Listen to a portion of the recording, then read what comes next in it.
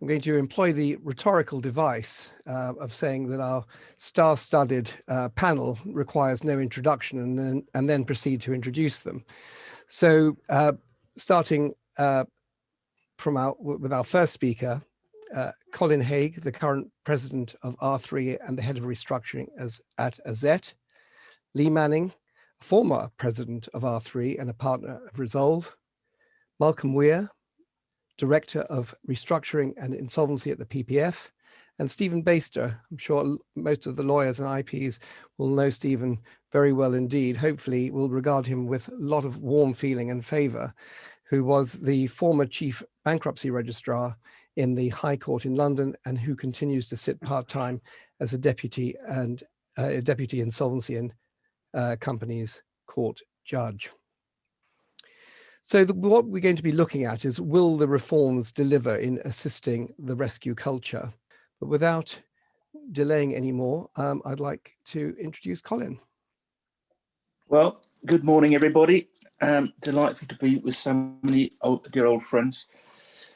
Without boring you too much with ancient history, I think back to December 1979, tender age of 19, my first day at the official receiver's office, where they issued me with a kettle and a copy of the 1948 Companies Act. And I just got the hang of the 1948 Companies Act.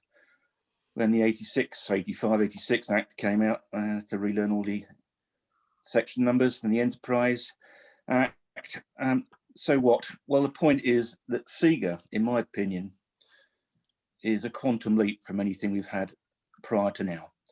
It's the single most significant development in insolvency legislation of my 40-year-old career. So it gives us options that we only dreamed and talked about.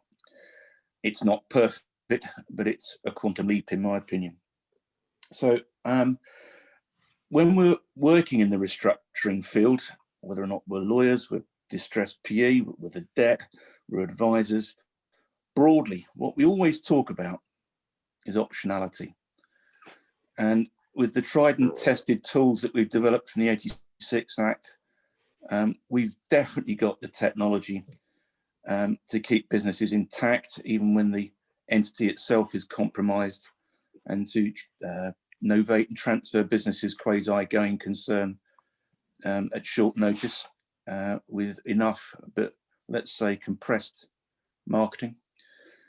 But I would say that old world, we don't really have the capability to serially preserve the entity itself. But now we do. So via the moratorium, we have a controlled environment in which management, and don't forget, we're going to be dealing with management that aren't serial covenant breach merchants. They haven't had serial failures. They haven't stolen any money. They just happen, by and large, to be on the board of what were quite viable businesses when COVID arrived. So these are management with capabilities, with the potential to add value, the like of which we probably haven't seen very much of for a while. We can have the ability to use relatively light touch process to get the full value of management's contribution in the solution. So in a controlled way, in the context and under the aegis of the watchful eye of a monitor, who clearly must make sensible arrangements to contain his risks, but those sort of risk mitigations are meat and drink to us, not particularly anything new. I'm confident we can make a good fist of this. And if you look at what's happening with the plan, 3 examples so far that I'm aware, all big ticket examples so far. As far as I'm concerned, the plan again gives us some really interesting optionality and flexibility to preserve the entity in a way really that we've been struggling to do through existing process. CVA goes some way to do that. A lot being said about CVA right now in the landlord community, as we're all aware. This is a fresh approach. And the beauty of this approach, as far as I'm concerned, is that when the judge decides whatever his view on the plan is, whether or not cross-class cram-down is properly applied, that's it. You're not at risk for 28 days, sitting around wringing your hands, twiddling your thumbs, worrying about whether or not you've got a challenge coming. You're off. you're implementing the solution. So the only final thing I want to add is that privileged as I am, I suppose, in my position at R3 this year, in some way, not the greatest year to be president of R3, but I've been right at the front end of seeing how government, BEIS, Bank of England, Treasury have consulted around CIGA. It's really impressive, in my opinion. It's not perfect, but we've had a proper conversation. We've aired a lot of issues that I worry may not have been properly aired. They have been, and I think as a result of which, we've got some really workmanlike legislation. It really behoves us to rise to the challenge and not apply pre-COVID paradigms to post-COVID crises, and to really show UK PLC what the restructuring community is capable of. That's me 3 minutes, Jeff. Thank you, Colin. A lot to think about. Lee, you've got some thoughts. Yeah. First thing is, Colin, it was a question for you. You said you got to grips with the 48 Act, but you forgot to mention the kettle. I do hope you got to grips with it. Not mastered that one yet, Lee. Never mind.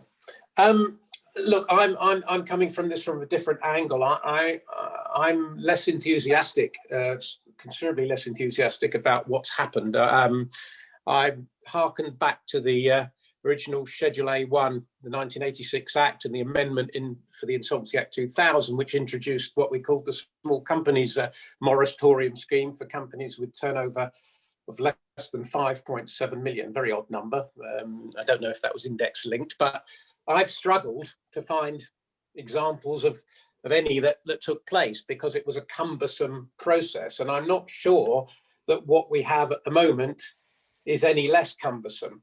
Well-intentioned, I agree.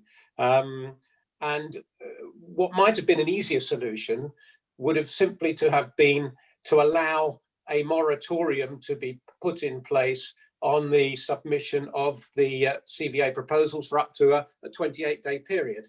I'm also very challenged by the implications of the moratorium on floating charge holders without any reference, any prior notice, any notice of intention to go for a moratorium, giving them the right perhaps to nominate their own monitor, because that is going to discourage lending. We've already, as you say, got to deal with the changes in the preference for HMRC.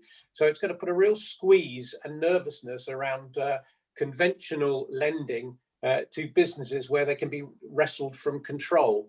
I do think it's early doors. I think we've had 5 or 6 attempts so far at CIGA procedures. I am aware of the restructuring plan for Deep Ocean, which went through, but I don't believe there's a moratorium there. And again, there was also a plan put in place successfully for Virgin, 2 large companies, of course. I think in the case of the others, they may well have failed. So you may have had the moratorium and it simply turned into some sort of insolvency process. So my other nervousness is, are we properly equipped to act as monitors? Do we know what the role is? Do we realize how onerous it could be? Do the courts understand how onerous it might be? And that's a question for Stephen later on, in terms of the monitor is having to make a statement about the ability to the company to come out the other side, this to be a successful restructuring option. And to what extent does the burden fall on the courts to question that? And of course, we have the recurring question of cost. So I just wonder whether we've in some way kicked the can further down the road and really just got something in a slightly different format, which will leave us with the same issues and problems, which is one of its ease of use and cost to implement. So I think we may find that we'll be looking back, wishing that it was done in a slightly different way. Thank you, Lee. I mean, at the moment, I think one of you commented to me earlier that we have a de facto moratorium anyway, by the protections the government have put in place for businesses at the moment. I suppose the question is what happens when those protections start to fall away and companies will need access to working capital. They'll need to avoid over trading. It'll need to be a slow rise out of some businesses which are completely mothballed. Yeah. I welcome the new slim down scheme of arrangement. It's slightly sad that the two main examples are for big companies. It would be nice to get the panel's view at some stage whether you think they're fit for purpose for SMEs, owner managed businesses, because I think that's a very useful tool with or without a moratorium. In the original 86 administration envisaged an administration put in place to give effect to a scheme of arrangement.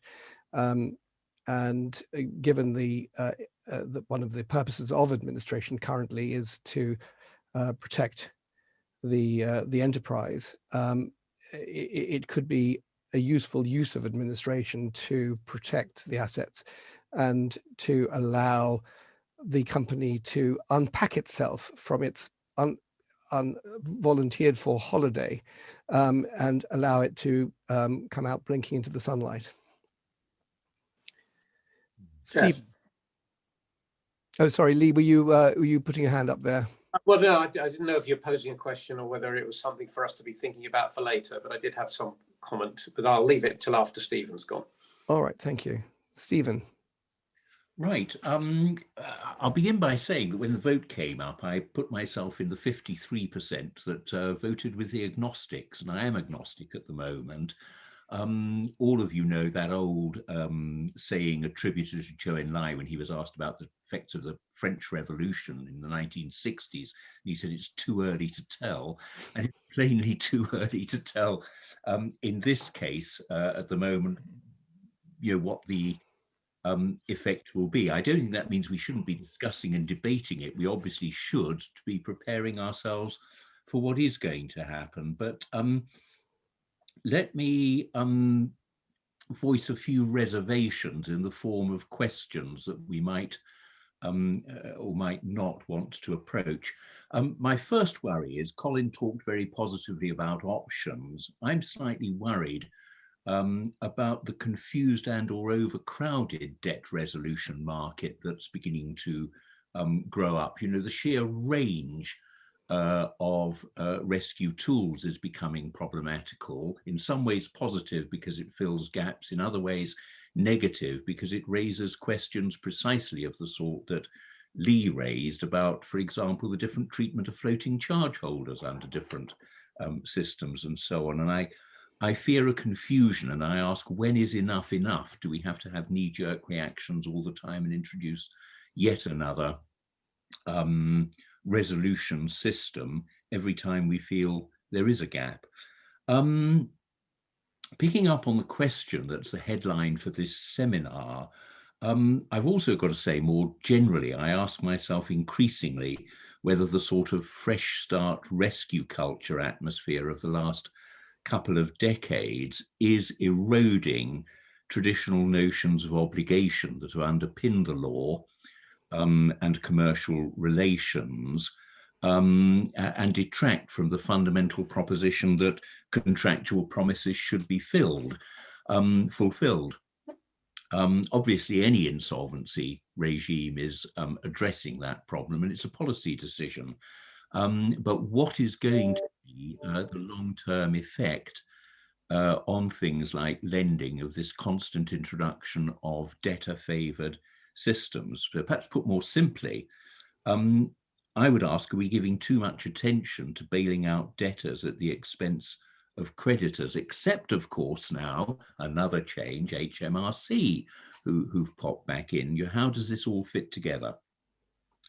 A reservation I have about the Corporate Insolvency and Governance Act generally is the blurring for almost the first time, certainly in such a significant way, between company law and insolvency law. Now, we've always had a bit of this in the form of a scheme of arrangement, on the one hand, the creditor scheme, on the other hand, the shareholder or restructuring scheme. And we'll recall the difficulties and problems that gave rise to in debating its status in the context of EU legislation. But by and large, I think until recently, the lines have been fairly clearly drawn, even in relation to schemes. But this is now blurring things yet further. And I don't know. I simply raise the question: what, if any, consequences could arise from that? It's often said that if you keep something out of insolvency, it avoids stigma. But I don't think people are that stupid. People know what's going on. They're not so attached to labels as we might think. Now, the other thing is the blurring of court and out of court procedures. This is becoming incredibly confused, in my view. When we started off back in 1986, when Colin was still making the tea and learning the new act, almost everything came to court. I mean, there were receiverships which didn't, but, you know, voluntary arrangements by and large did. And we've gradually moved, and administrations, of course, importantly, and we've moved away from that. And I see advantages, but I see disadvantages as well, which we could discuss, but I'm not going to go on about too much. But this blurring of what is under whose control, I think, can expose dangers. Similarly, there's a blurring of now, for the first time, of what involves an insolvency practitioner and what doesn't. The old scheme of arrangement stood firmly on one side of the line, and I think the new one does as well. But the moratorium introduces a curious hybrid where you've got an office holder in, but not exercising a role of the kind we've ever seen before. So another blurring of all sorts of boundaries there. And that one I can see giving rise to problems, but I'll leave that to the IPs on the panel and in the audience, because they'll probably have stronger and better formed views than I do. But, you know, why is an IP involved in some things and not others? Then lastly, on the moratorium, very mixed feelings. 20 days is obviously going to be too short in many cases to do something, although I appreciate this is supposed to be an early remedy. We all know that companies are going to leave it till late, far later than they should do, and I fear 20 days is too short. But I fear the consequences of 20 days, of up to a year as well, without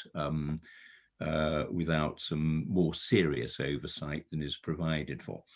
And then there are other questions about the cross-class cram down. I don't know why we have to use these American expressions. We have a perfectly good English expression, statutory binding, which we use, but for some reason everyone seems to think Americanisms are much more sexy and exciting. Be that as it may, how is the burden of proof going to start sorting itself out here when you get angry creditors who are being bound by things they don't want to, or worse, crammed down? Because in all these situations, the company has much more information than the creditors. Are there going to be large applications for discovery so that, you know, creditors can make proper judgments? There haven't been, as far as I'm aware, in the general schemes, but I wonder whether there's going to be more of that kind of thing exacerbated by now. And what about, in this new context, obligations of good faith? Some of you may recall in the realm of voluntary arrangement, a case called Cadbury, Schweppes and Somji, you know, the inability to do side deals outside the parameters of in that case, a voluntary arrangement. Obviously that's envisaged under schemes, but how far will that go? You know, if you are being crammed into something you don't want, what obligations does the company have to deal with you in good faith and so on? And will that be a problem? So I'm cautiously optimistic, but I have all these myriad of questions, some of which I accept may be immensely stupid and some of which may get answered in the course of today. But having raised them and declared myself an agnostic, Jeff, I think it's time for me to shut up. Thank you for your great insights, Stephen. You've been at the sharp end for a lot of time and you answer questions that some of us practitioners are unable to answer in the course of a turnaround or an insolvency. With your help, Jeff. What is interesting, I think, is what the lending community are going to do. I mean, part of the debate that was going on at the time to persuade the lending community in 2002 that they would be well protected and have procedures in place of the admin receivership, if effectively are potentially eroded now by the new act, and also the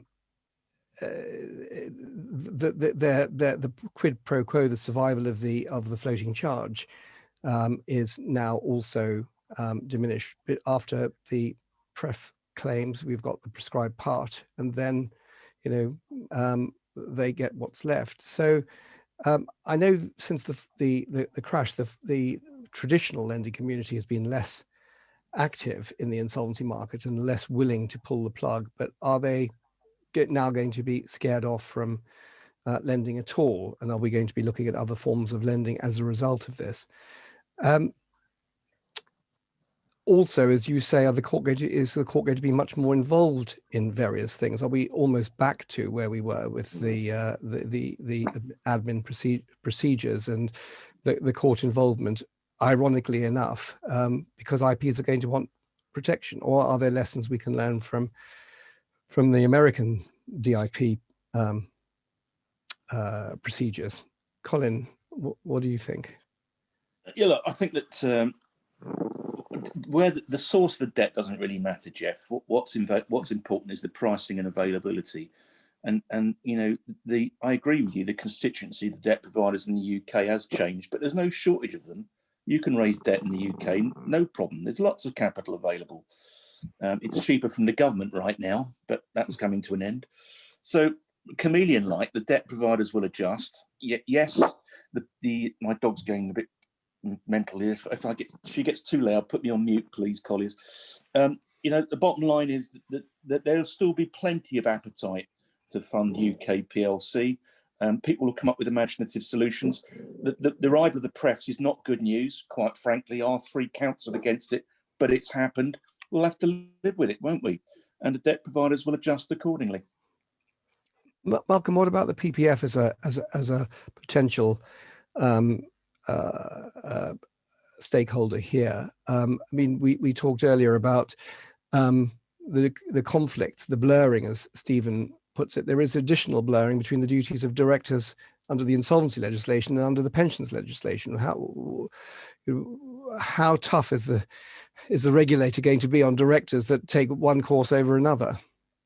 Well, that's an interesting dilemma, because you have got, going through Parliament this year, two bits of legislation that seem to be almost contradictory, in as much as a lot of power is left with the directors under these new procedures, and yet a Pensions Act going through that gives the possibility that directors could be going off to prison if they do things that are detrimental to the pension scheme. So it's going to be difficult for people actually to reconcile those two. I think standing back and looking at this as a whole, obviously the best way to make sure that defined benefit pension schemes continue were to have strong employers. So if these tools are used properly, they should actually benefit the pensions community. I think our worries were, especially when they were first released in the first draft that went through the House of Commons, that there really were some gaping holes as far as pensions were concerned.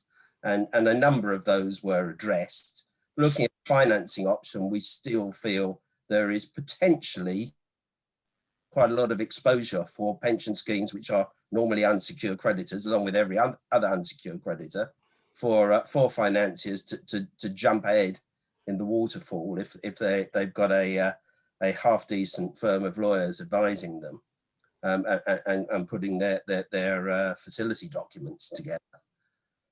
But that said, I think there are now sufficient controls to allow the pension schemes to have a sensible say in these things.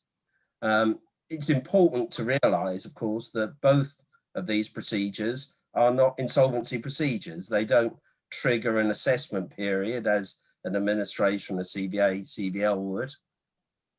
And so the scheme is to a certain extent outside. And it has been clearly expressed to us by BEIS that they don't see the restructuring procedure as a tool for dealing with large pension deficits which companies may have. Indeed, there will be a dilemma if somebody tried to adjust the overall Section 75 full buyout debt by way of a restructuring plan. That would make the pensioners ineligible for PPF compensation. So it's difficult to see how a judge would be ratifying that, because that certainly wouldn't be fair to that class of creditors. There are plenty of other tools that are still available: regulated apportionment arrangements, company voluntary arrangements to deal with pensions, and that is a better way to address those sort of things. But just harking back to one point that Colin made, it is about early engagement. If people use these tools properly and engage early when lots of solutions are still available, I think they are useful additional tools to give to people in the restructuring market. Thank you. And what's the PPF's view of potential or for those clever lawyers to seek to cram them down? Well, I have heard on the rumour mill that there are firms looking at how that can be done. As I say, perhaps Stephen is better placed to answer what a judge's opinion would be on that. It's certainly not the intention, and I would hope that Bayes would start to use some of the Henry VIII powers to amend the legislation if that started to happen, because it certainly wouldn't be in the spirit of the other legislation that's been going through Parliament at the same time. Yeah, I don't really know, Malcolm. I suppose the first argument would be whether into what class in the context of a scheme pension rights would be dealt with. My view generally, I imagine it would be yours, is that those with pension rights form a class of their own, so that they, vote with the power that's attendant upon that. And I go back there to the old proposition in the case that I can never remember, but the one about creditors needing to consult with like-minded groups.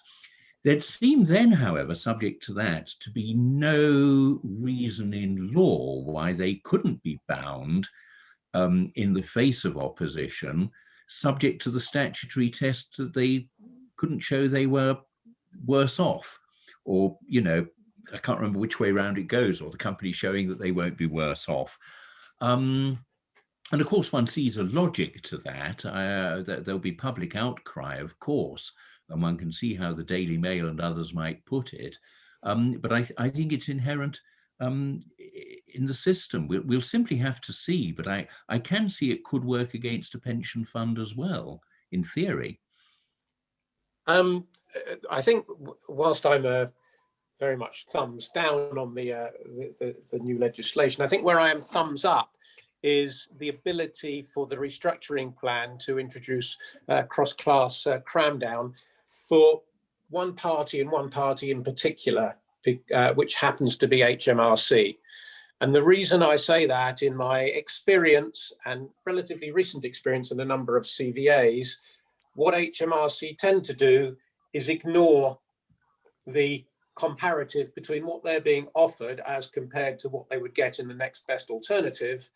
They have no business relationship with the debtor company, and therefore they have no desire necessarily to see it come out the other side wholesale and rescued.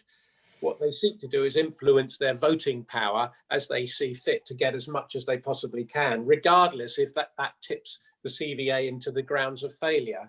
And I think with the introduction of the cross-class cram down, one will be able, in circumstances, to demonstrate to the court that they are not being prejudiced, that what is being offered to them is better than they could expect in the next best alternative, even though it doesn't put them ahead of the queue getting paid in full or having a scheme that has to go for 5 years ahead of the unsecured creditors. And I think that will become very important in certain instances where there is a genuine desire and demonstrable benefit to all creditors, including HMRC, of the scheme that's proposed, but they are rather stuck in the mud about it just because they can be, and they will be crammed down. And I think that will, get a lot of support from the general public and the business community. Lee, I think if I can just interject, I think that must be right. If I'm right in what I said about Malcolm and the pension people, and I think on screen I saw Malcolm nodding in agreement, but come back and kick me if I'm wrong, Malcolm. It must be right that HMRC are going to be preferential, that they form a separate class, Yes. and should, in theory, make it easier to get them bound. And it'll get over that problem that's exactly the one you were talking about, Lee, which is that they very rarely approach things commercially. They're very often stubborn, policy-driven, just say no to things like IVAs and CVAs without proper analysis or thought. And they might not get away with it in the new scheme in the same way, one would hope. Can I just interject on a slightly different tack, Jeff, if that's possible? Look, remember what I said about applying pre-COVID paradigms? I agree that historically HMRC have been quite difficult to sell VAs to, but there is a new way of thinking, I think, in government, which is that government wants to be joined up cross department. If, for instance, at an early stage of the process, you get HMRC saying good things about the proposal for an RP, and you've got HMRC, signed up in principle, that's a class that you could use to cram down more recalcitrant stakeholders. So, let's just keep some balance here. I appreciate that in the old world, it's been quite a hard sell. But if government wants to make this work, and they've gone to an awful lot of trouble to cram this legislation through in quite an aggressive, compressed timeline, with an awful lot of consultation of a lot of people, including our profession,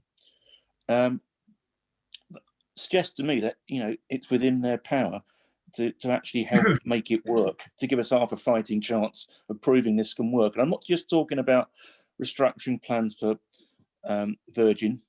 I'm talking about using this in middle market corporates, where you've got a sensible proposal, a viable business, but which has been frankly buggered up by a pandemic, which none of us could have predicted. So personally, I think, yes, there's always need for glass half empty, but let's have a little bit of glass full, half full too. So you're asking us to keep our minds open, Colin. We will do so. We've had 3 questions. One about the commercial real estate market, and 2 about small companies. If we can take the first one, the real estate one from Peter Komitatos. His question: I would love to hear the panel's thoughts about implications specifically for the secured non-recourse commercial real estate market, landlords, CVAs, etc. Are we looking at a brave new world here as well? Are we looking for an environment where local authorities and commercial real estate landlords have to get behind their tenants and support them to create a partnership for success? So, turnover rates, turnover rents, how does that square with their lenders? Can we have comments from the panel on the landlord and tenant market?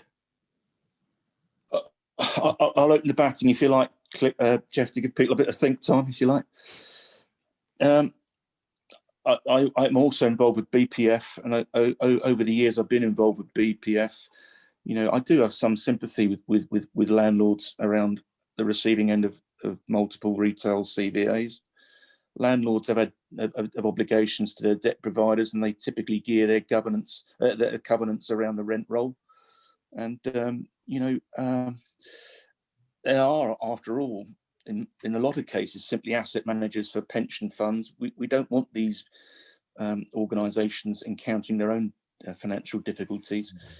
But that said, a lot of the challenges that have been heard, have been heard, and the judge has broadly agreed that the CVA can do all those things.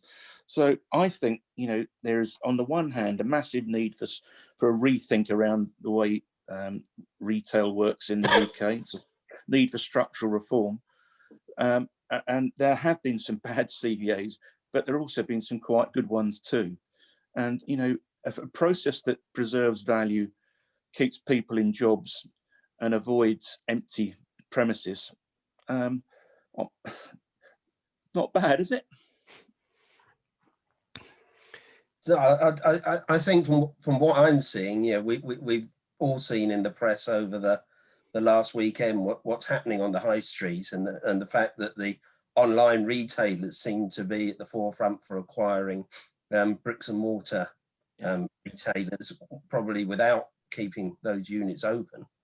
The world is very different now, and I think that landlords are just going to have to accept that that how they are remunerated is going to be fundamentally different.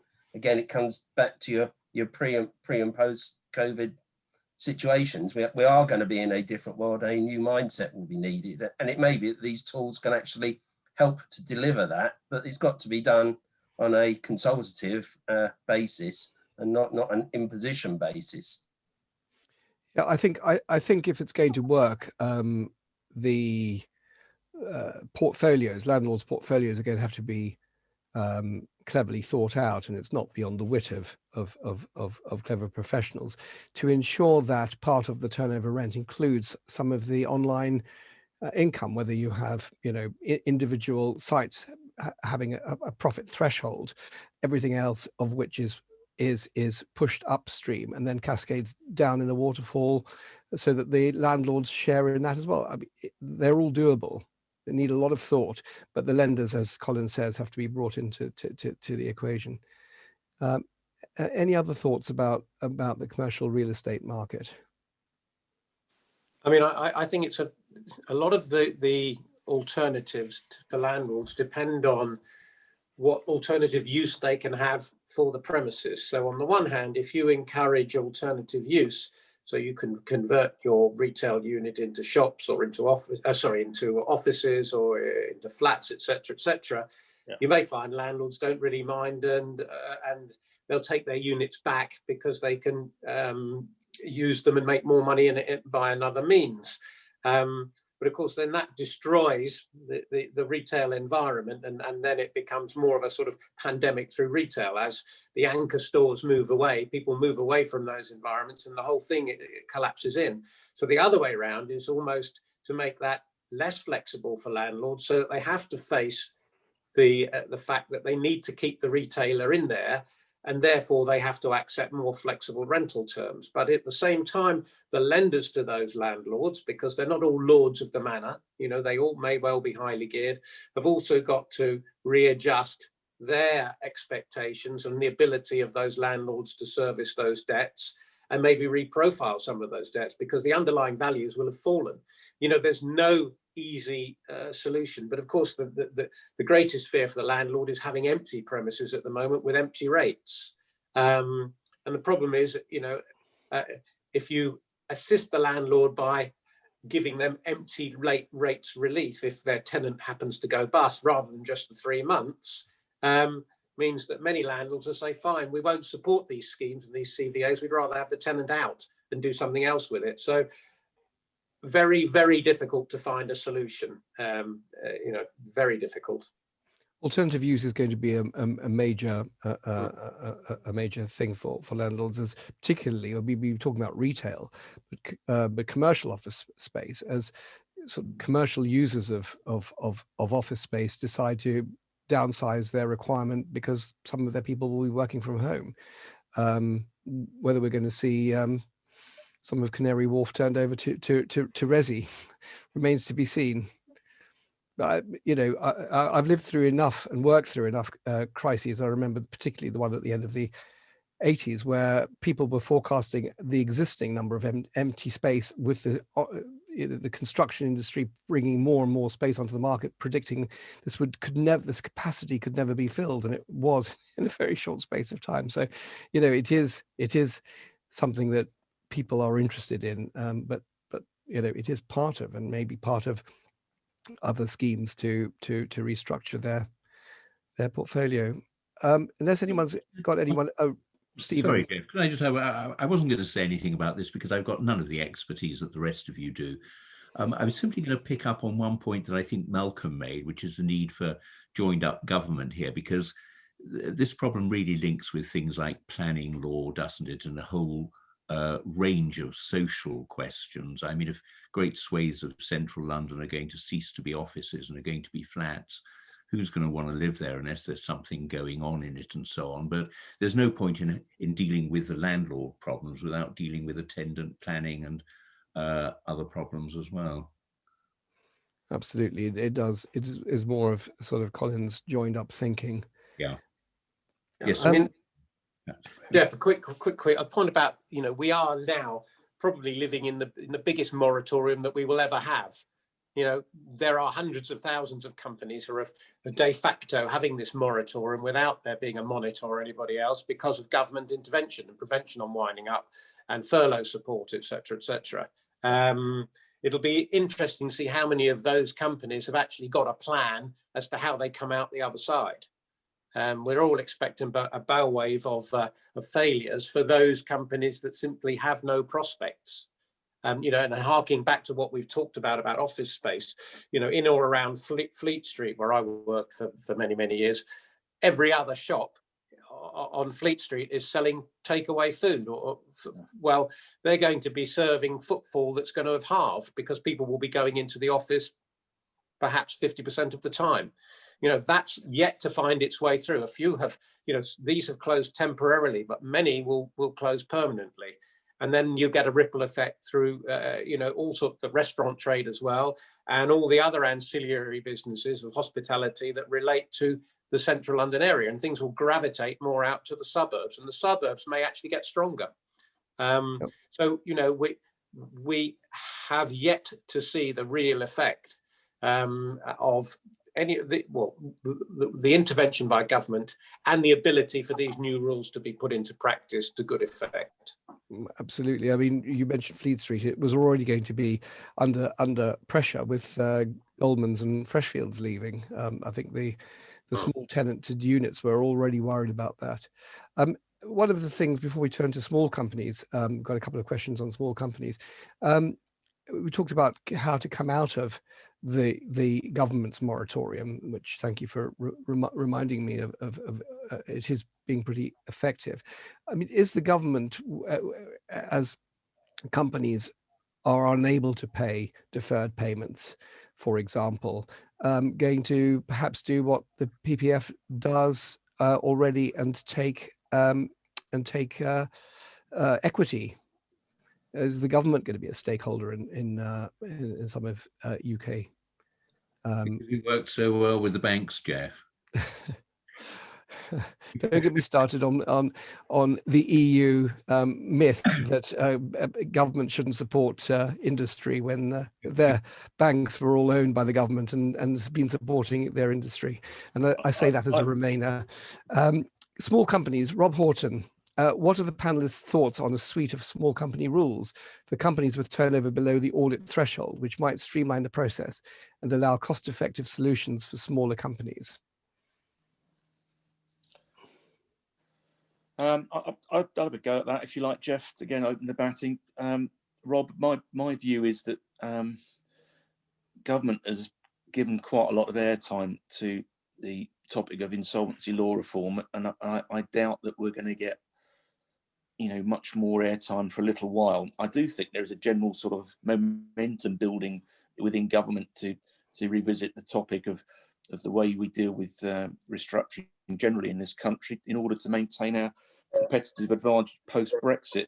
But I think it's going to be quite difficult to get much more fresh legislation through in 2021, Rob. So in many ways, I think it's a good idea, mate. But I think what we've got is what we're going to get for a while, and we've got to try and make it work. So certainly from my discussions I had when I was talking about the amendments to the Act, it was made very clear that it was deliberately designed as a High Court procedure to get that level of scrutiny. And I don't think from certainly what I've heard, there would be any appetite to change that at the moment.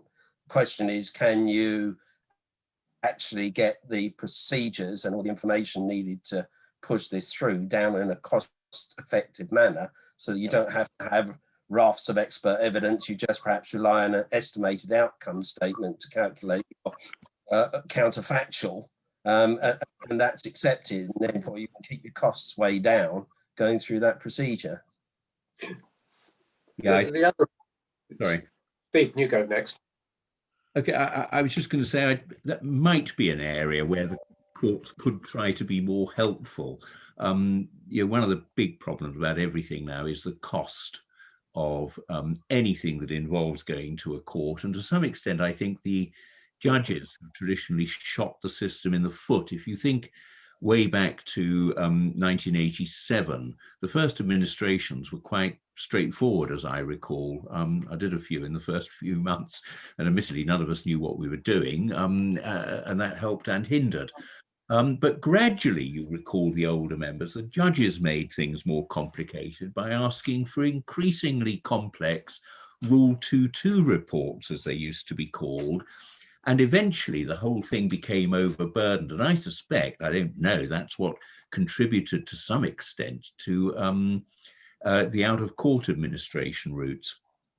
So I think what perhaps I'd ask users to do is put pressure on the judiciary, perhaps through user committees and so on, to try and keep these new procedures simple, and perhaps even to make them simpler than they appear to be at the moment by, streamlining things, but without making it too standard form so that people stop thinking. Yeah. There's a question from Richard Rones. I don't know if you can see the panelists. It's a long question. Can you see it? I can't, Jeff. Okay, I will read it. It's a question to all panelists. In general, bounce back loans and interruption loans were not subject to personal guarantees or third-party security. My understanding that the lender has to make their best endeavours of recovery prior to calling on the government guarantee, capped or otherwise. Yeah. In circumstances where there is a pre-existing debenture covering any sum due at any point in time, or other third-party security, including personal director's security, do you think lenders will seek to rely on both or either, or be forced to do so by the government? If so, this may be a bit of a shock to directors. I'll have a go if you like. Again, to give people think time. I think one of the problems I see is where you're trying to put together a compromise which has the potential to deliver, the business viable out the other end, subject to whatever the new normal looks like, keep people in jobs, etc. But what the outturn for the QFC is actually below the level of the guarantee they've got from government. That puts QFC in quite a difficult position, doesn't it? So you've got an 80% HMG guarantee, and you can see only 70% coming out of the procedure, whatever it is, whether it's an RP and an administration, a CBA, it doesn't really matter.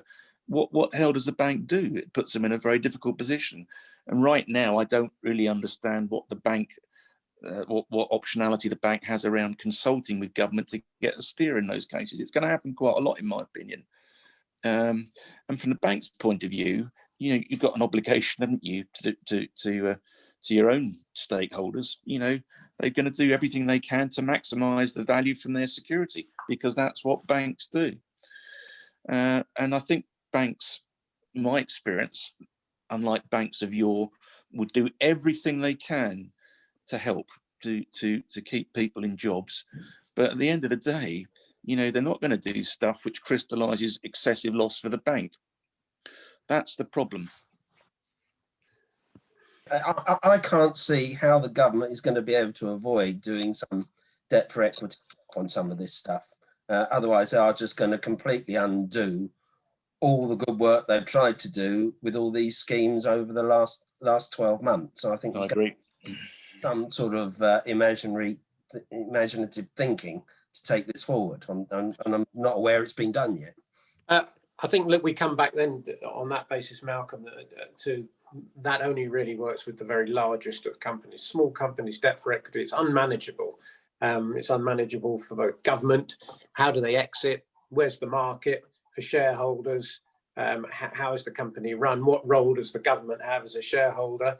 I think what is more likely to happen is, in the heat of the moment, money's been thrown at everybody and anybody. And in different circumstances, most of those loans, or a large proportion of those loans, would not have been made. So they've been made in good faith, But when they start going wrong, or the companies who have borrowed simply can't repay at the rate that is required in servicing those debts, I think there will be a renegotiation, and that may require some sort of compromise, not quite akin to debt for equity, but there may be some sort of unsecured element or some contingency to it that doesn't give ownership, but is performance related, a bit like, if you like, turnover related rents being paid. There may be performance related payments under to repay an element of CBILS loans, etc. I mean, I'm thinking on my feet here, but I think it would be different to formal equity stakes by lenders in these businesses, because there are just going to be far too many of them.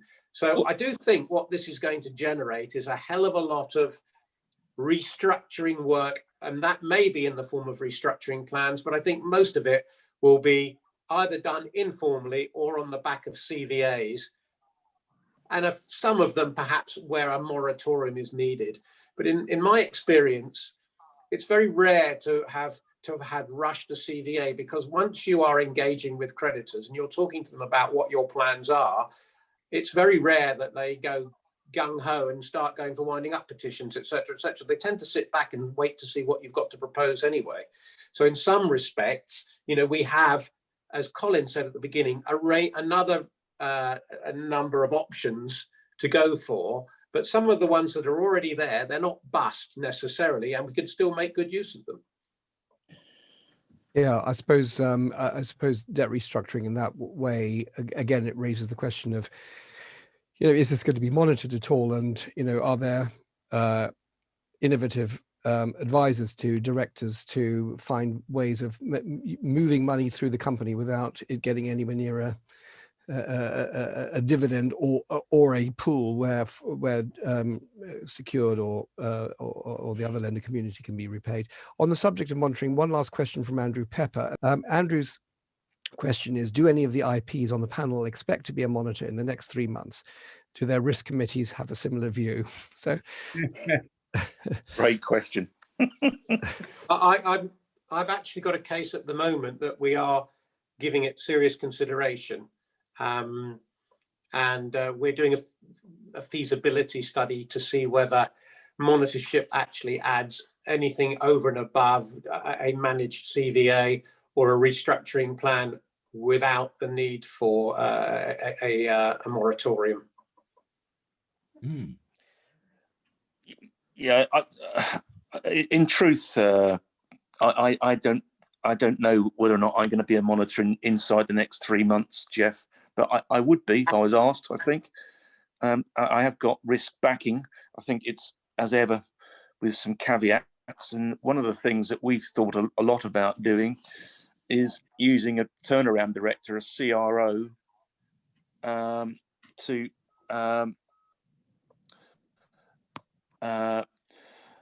sit on the board and to monitor the cash and make sure management are doing what they said they would do, to try and not kill the thing with the typical and traditional costs of IP monitoring, but on the other hand, to have somebody on the inside of the business that we know is rooting for us. And I think that's probably what I'd try and do if anyone wants to come and talk to me about being a monitor in the next 12 weeks. I think that also would give a solution to what Lee was envisaging with lenders, and how to ensure that money isn't being used in a way that's inappropriate. Well, we're on the hour. Please feel free to contact any of the panel to continue the debate, to ask questions, and thank you in particular to the panel members for giving up their valuable time for attending. It's been a blast, guys. Thank you so much for inviting me. Yeah, me too. Good to have you all. Thank you.